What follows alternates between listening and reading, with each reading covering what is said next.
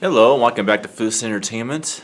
Sorry for delayed arrival on Wishmaster 3 and 4, but we will be talking about the first one of those and then the second one after it. So, for people that are not familiar with this, I will show it again. The Wishmaster collection from Lionsgate. As you can see, I'm still in the 235 by 1 frame because I did watch these films theatrically. So Wishmaster 3, Beyond the Gates of Hell from 2001. Both from 2001, actually. Yeah, technically the both are, actually. Although it doesn't say on the back of this.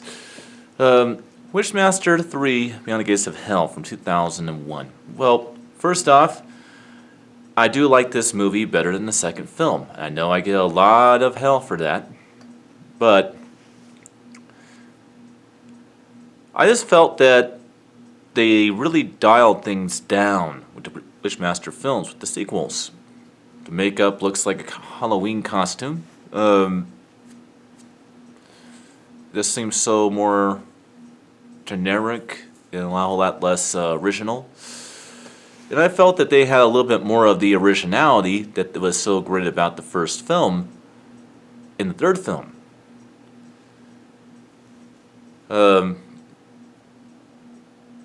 Not a fan of who plays the Jinn, which of course would be, I think his name's John Novak. He did a shitty job playing the Jinn in both Wishmaster 3 and 4, but what saves the show is actually Jason Connery, the son of Sean Connery, the original James Bond. Might add, he also did play Bond's creator Ian Fleming's in a fantasy biopic of Ian Fleming's that was based a lot in the spy world during the Cold War and stuff. He did a great job playing the, human version of the Jinn in the movie. Nice good one-liners, but what I liked about it is it felt like the fun was back. I mean, granted, Andrew Didoff had great fun in both of his films, but the second film just seemed so watered down from the first film. It was just perk after perk after perk, and there was no real meaning behind it. What was really cool about the first Wishmaster movie, with all of the perks of comedy in that film, and humor, is that when the Jinn did do all that, it had a reason behind it. There's actually a reason for it. He was trying to achieve a goal of his within the movie.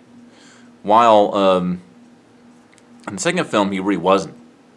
It was just perks for the sake of having perks on the screen. With Jason Connery's portrayal of the Jinn in human form, he had a motivation behind why he was doing these things. And that certainly shows in his performance. Because his main motivation is that he wants to get to the Waker, of course, the one that woke him. And so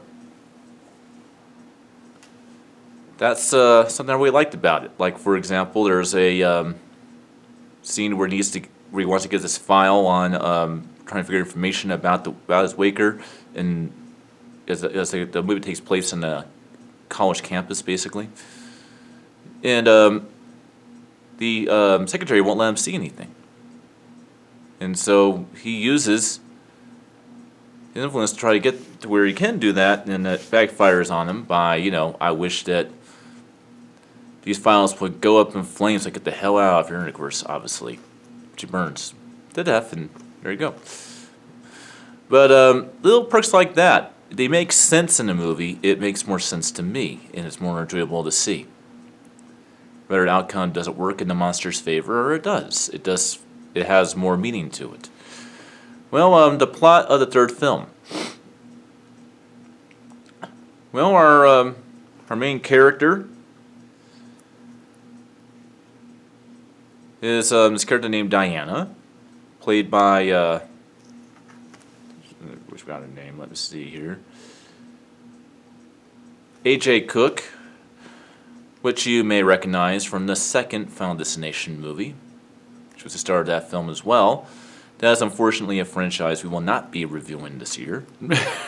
Maybe next year. Because there's plenty of stuff to rant about in that movie series on this funny hilariousness. So it kind of fits with next year. Well, she suffers from PTSD due to the fact that she is the sole survivor of a very fatal car accident in which her parents died in. She has a supportive boyfriend who was trying to, help her. And to keep herself motivated and keep her mind off of things, she works as a professor's assistant for cataloging ancient scriptures and artifacts and relics on the college campus. Professor, of course, is played by Jason Connery. This is before he gets killed and turned into a djinn, obviously, which does happen.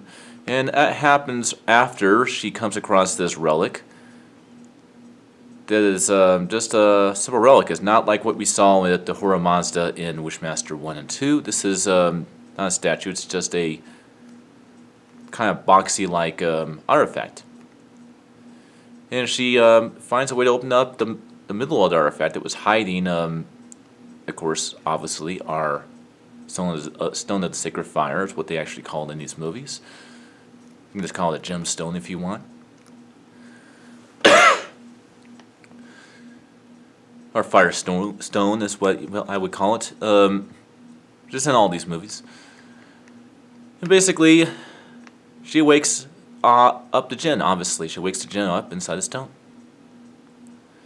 And after she leaves, after the professor tries to come onto her, because he is one of those crochet professors in the world that wants to have sexual relations with the students, not necessarily a good thing. It's actually very inappropriate.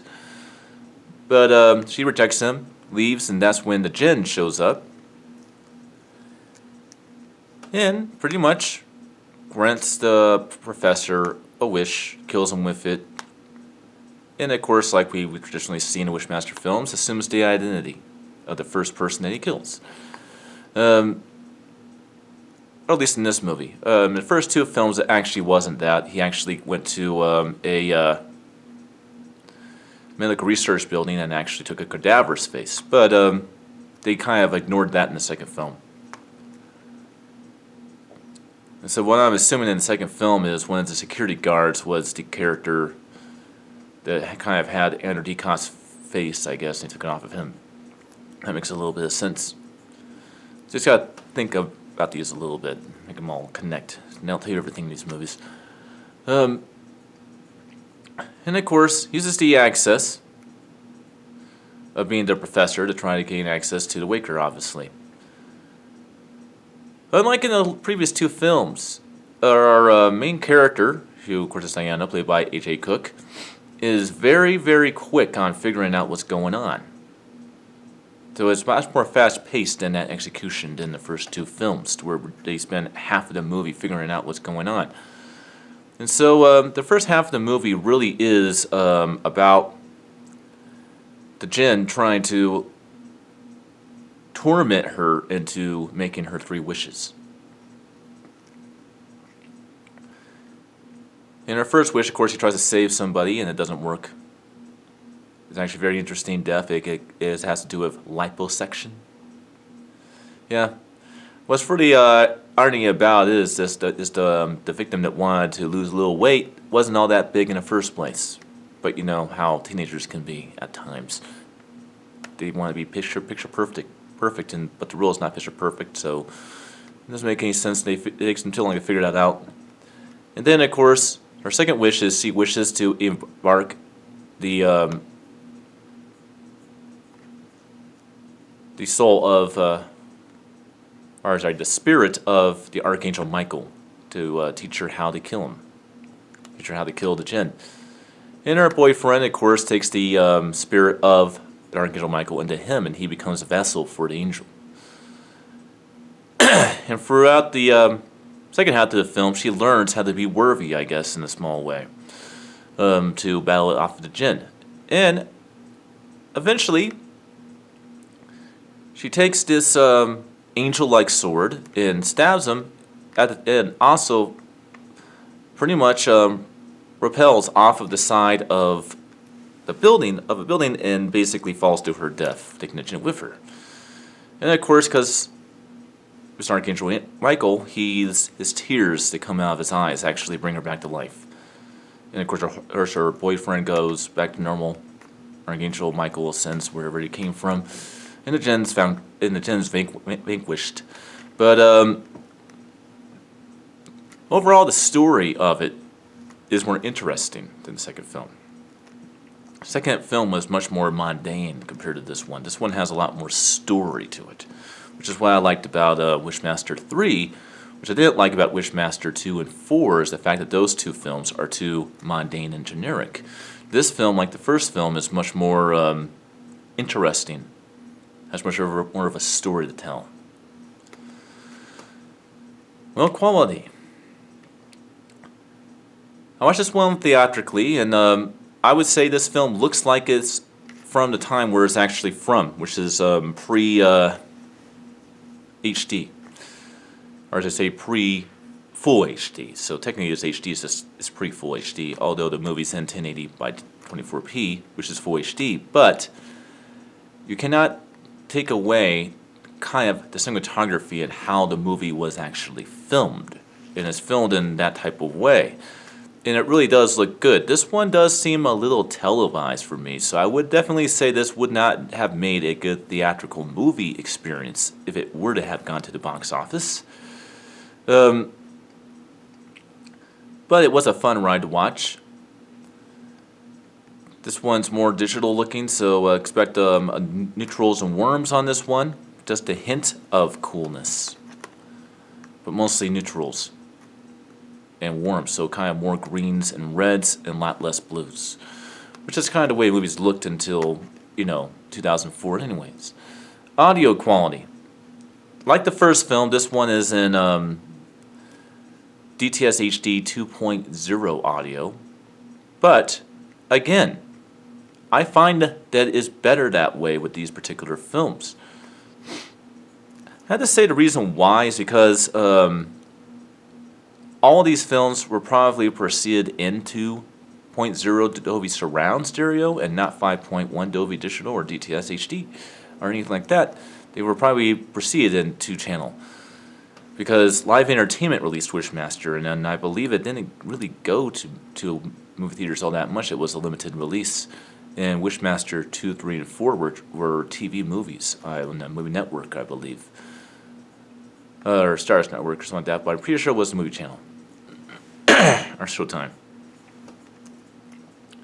And so the sound is actually really good in this movie. There's a lot of good sound effects, lots of very good use of stereo effects and surround effects in this movie. It really felt like an immersive experience. And like I said, what's weird is Wishmaster 2, Evil Never Dies, having a 5.1 DTS HD Master Audio track didn't feel satisfying at all. It kind of reminded me of the Wrong Turn films up to watching the VOD version of Wrong Turn 6 Last Resort, which actually had stuff in the surrounding effects of the room. It actually had stuff there. But yeah, Wishmaster 2 then in this one as well as the first film really did have sort of that environment of having surround effects. It is very, very different. In that regard, I find it very funny. But that's pretty much my views on Wishmaster 3, Beyond the Gates of Hell. I would say that it's much more satisfying than the second film, despite what the critics have to say. At least in my opinion.